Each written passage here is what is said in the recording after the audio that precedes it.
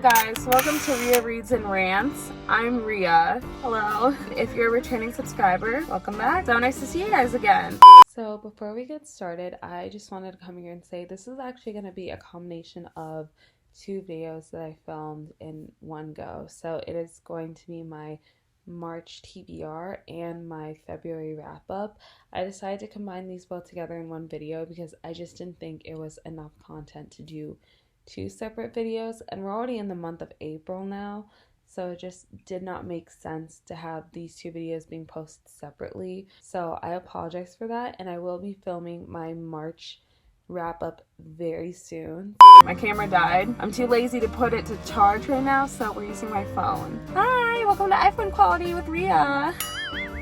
How are you doing? Before we get started, remember to subscribe to my channel, click the notifications bell so you can stay informed as to when I post. Follow all my social media so you can see what else is going on in my life. And then also comment down below if you guys want to see any other type of content that's book, TV show, and movies related. Okay, so I read a total of 4 books in February, so that would have brought my total up to 9 by the end of the February month. So yay, I think we're doing pretty good. I read The Love Hypothesis by Hazelwood.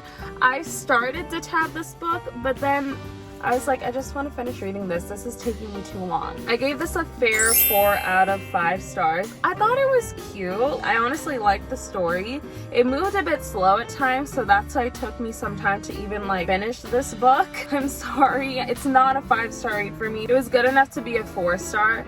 And I really love the chemistry between Olive and Adam. I thought it was so well written, and it was a fake dating scenario. It's pretty good. I would say don't knock it till you try to read it if you honestly want to get that judgment that it's a TikTok trending book. Actually, I don't see anyone talking about this book anymore. Okay, the second book that I read was Highly Suspicious and Unfairly Cute by Talia Hibbert, and I thought this was such a cute book. Honestly, this was so cute. This was academic rivals to lovers. Well, actually, they were friends before, then they were rivals, and then they are lovers. I kind of like that. I like that whole dynamic. It's like we were friends before, but then you got popular, and then you were this way, and so that's why we're not friends. So this was, like I said, a academic enemies to lovers, but they were friends before. I really love the dynamic between these two again, and I feel like the characters were written out so well that it just was easy to read. Some guy was literally staring at me while he was putting on deodorant. Oh my god. Like I was saying, so I just gave this a 4 out of 5. I thought it was cute. It wasn't one of my favorite standout romance novels, but honestly it was cute enough that I read it, I gave it a fair shot, and I found it to be pretty decent. The third book, there's a reason behind these two now. I read this third book as a reread because I read it every single year just to make sure it's still my 5-star book. It is When Dimple Met Rishi. This is by Sandhya Menon, and she's one of my favorite authors. I read this book for the first time back in high school, and then I've always found a reason to want to keep this specific book in my library. So when I got to buy this on campus, I absolutely did. I read it again, and then each year I kept reading this book. So I think this is about the 4th time I read this book, and it's still just as good. But there's a reason why I read this, because my last book that I read in February is basically a sequel to this. As Sandhya Menon says, this is part of the Dimple verse. This is Dimple right here, and her love story was with Rishi Patel. And so in the next book, we focus on Rishi's younger brother named Ashish, and there's a new girl that enters into the picture that I will be mentioning pretty soon. This is a 5 stars. I love it. I recommend it, and I recommend any of Sandhya Menon's books. Going on to my last read of February, I have There's Something About Sweetie, and when I say this is better than When Dimple Met Rishi, I 100% mean it. If I could give this more than 5 stars, I would, because this book deserves so much more love. And can we just talk about how finally we get a more plus-size related character? And I love the love story between Ashish and Sweetie, because Ashish accepts Sweetie for who she is, and honestly, we're here for it, and we love that he just does not judge her for her size. He likes her for her personality and who she is. That is enough another reason why I fell in love with this book. And Sonia Menon, you have done it once again. I'm basically going to show you my March TBR, plus also what I've read so far from my March TBR. So this month, I kept it very mystery thriller type month, but an exception to one book because the Amazon show just came out for this book, so obviously I had to read that first before watching it. In no particular order, we're gonna start off with the first one that basically is new that I bought because thanks to Walmart, affordable prices. I have One of Us is Lying. It's about these 5 students who are in detention. One of them's the brainiac, one of them's like the beauty, one of them's a criminal, one of them's an athlete, and the last one is the outcast. Basically, they're all in detention, but only 4 of them make it out alive. One of them is dead. And this is also a series, so I have to read this, and if I like this first book, you already know I'll be reading the rest of the series if it's so good. The next book I have here is A Good Girl's Guide to Murder, and basically it's about this character named Pippa who decides to solve the murder of Andy Bell that happened 5 years ago, because apparently the person who killed Andy was Sal Singh, her boyfriend, but she believes that Sal Singh did not kill Andy, but it was someone else.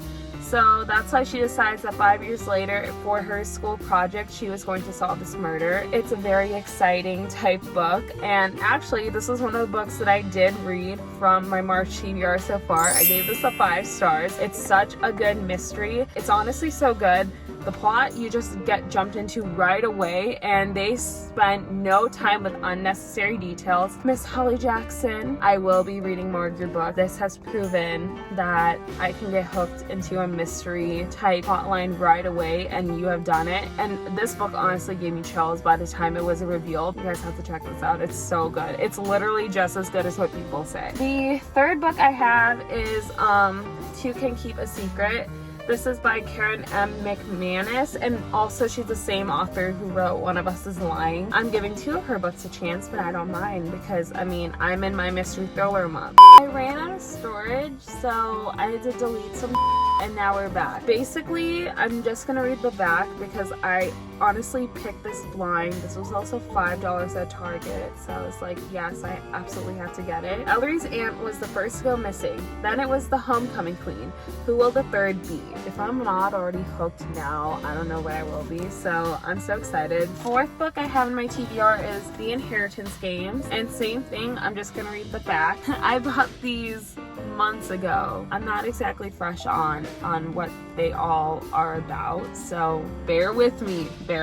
Avery Grahams has a plan for a better future: survive high school, win a scholarship, and get out. But her luck changes in an instant when billionaire Tobias Hawthorne dies and leaves her virtually his entire fortune. The only catch: Avery must move into a sprawling mansion full of secret passages, riddles, and codes. Unfortunately for Avery, Hawthorne House is also occupied by the family that was just disinherited. This includes the 4 Hawthorne grandsons, dangerous, magnetic boys who grew up with every expectation that one day they would inherit billions. Heir apparent Grayson is convinced that Avery is a con woman and he's determined to take her down. But his brother Jameson views her as their grandfather's last hurrah, a twisted riddle, a puzzle to be solved. Caught in a world of wealth and privilege with danger around every turn, Avery will have to play the game herself just to survive. This is giving Knives Out. Okay, I'm excited. Then the last book I read was Daisy Jones and the Six by Taylor Jenkins Reid, and I'm so excited to watch the series because I hear it's so good. As you guys know, this centers around a band in the 70s. It starts off first with the Dune Brothers, then Daisy joins in, how they wrote their album Aurora, and basically also how the band breaks up. This book, I think it took me some time to read, I'm not gonna lie. Like, I finished this within 2 weeks just because this was in an interview format, so I feel like it was more slower to read, but it's okay because I think I kind of like that vibe when I'm reading like full interview type format, but I'm here for it. This book did make me cry. I started crying towards the end and maybe also in the middle. It was hard reading this book, I'm not going to lie, but I gave this a 5 stars. This was my first book by Taylor Jenkins Reid, and you guys do not lie when you say that she's an amazing author because I truly love this book. I can't wait to read The 7 Husbands of Evelyn Hugo, but this was the exception just because the Amazon series came out. Well, that was it. I'll see you guys next time. Remember to subscribe subscribe to my channel. Give this video a big fat like if you enjoyed watching it. Comment down below what else you'd like to see. Click the notifications bell so you can stay informed as to when I post. And also follow my social media. Alright, see you guys later. Bye!